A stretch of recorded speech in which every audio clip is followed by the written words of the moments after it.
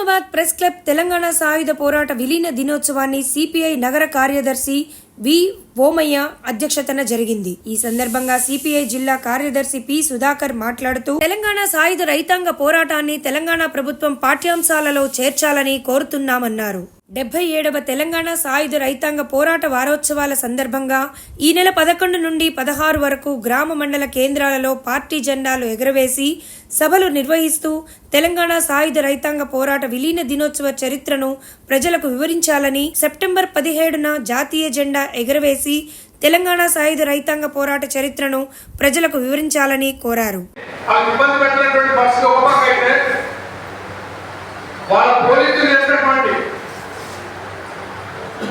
దాంట్లో ప్రత్యేకంగా రైతులపైన కానీ మహిళలపైన కానీ చేస్తున్నటువంటి అరాచకాలు చెప్పలేనటువంటి అరాచకాలు. దేశముఖ్ అయితే ఆనాడు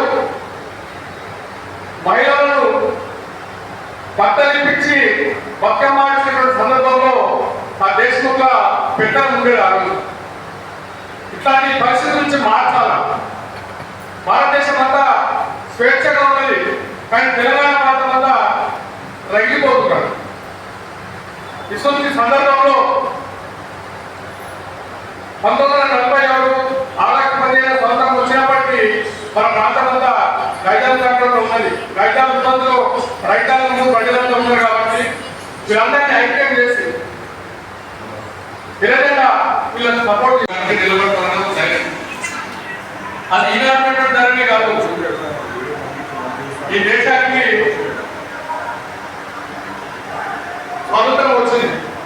దాంట్లో మన ప్రాంతం లేదు, తెలంగాణ హైదరాబాద్ సంస్థానం లేదు. హైదరాబాద్ సంస్థానం నిలబెట్టి అటు పాకిస్తాన్ నిలబెట్టి మిగిలినంతా కూడా భారతదేశంలో ఉంది. 15 లక్షల జెండా ఎగిరేస్తున్నారు. అప్పటికి 3 రంగుల జెండా ఎగిరేస్తున్నారు.